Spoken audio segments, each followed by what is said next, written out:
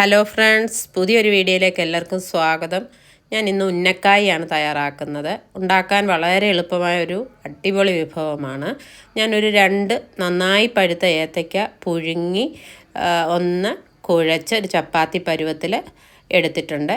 അപ്പം പഴുത്ത് പോയ ഏത്തയ്ക്ക ആയതുകൊണ്ട് ഞാൻ അതിലേക്ക് കുറച്ച് അരിപ്പൊടിയും കോൺഫ്ലവറും ചേർത്താണ് കുഴച്ചെടുത്തിരിക്കുന്നത്.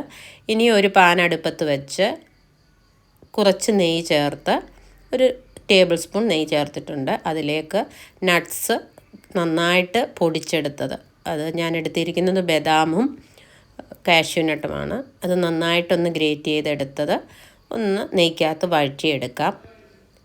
ഇതൊന്ന് വഴന്നു വരുന്ന സമയം നമ്മളിതിലേക്ക് കുറച്ച് തേങ്ങാപ്പീര ചേർത്ത് കൊടുക്കുന്നുണ്ട്. ആ തേങ്ങാപ്പീരയുടെ വെള്ളം ഒന്ന് വറ്റി വരുന്നിടം വരെ ഒന്ന് നമുക്ക് വഴറ്റാം. ഫ്ലേവറിന് വേണ്ടി കുറച്ച് ഏലക്കപ്പൊടി കൂടി ചേർത്ത് കൊടുക്കാം. ഏത്തയ്ക്കയ്ക്ക് നല്ല മധുരം ഉള്ളതാണ്, എങ്കിലും കുറച്ച് പഞ്ചസാര കൂടി നമ്മളിതിലേക്ക് ചേർത്ത് കൊടുക്കുന്നുണ്ട്. അതൊക്കെ നിങ്ങളുടെ മധുരത്തിന് ആവശ്യമായിട്ട് ചേർത്ത് കൊടുക്കാവുന്നതാണ്.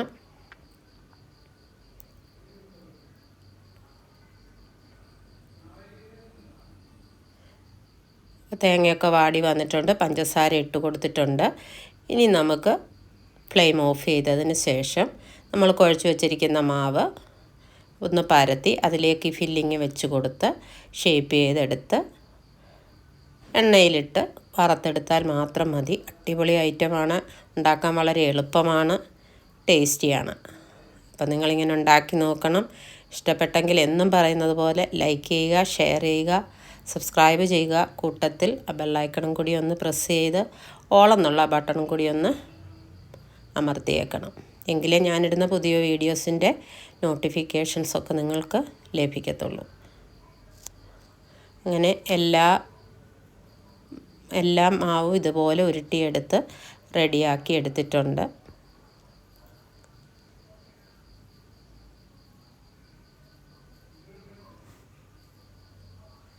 ഒത്തിരി പഴുത്ത ഏത്തയ്ക്ക എടുക്കണമെന്നില്ല. ഇത് എൻ്റെ കയ്യിലിരുന്നത് നന്നായി പഴുത്ത് പോയ ഏത്തയ്ക്കയായിരുന്നു. അപ്പം ഞാൻ കുറച്ച് അരിപ്പൊടിയൊക്കെ ചേർത്ത് നന്നായിട്ട് എടുത്തിട്ടുണ്ട്. ആ 2 ഏത്തയ്ക്കയിൽ നിന്ന് ഒരു 6 എണ്ണം ഉണ്ടാക്കാൻ പറ്റിയിട്ടുണ്ട്.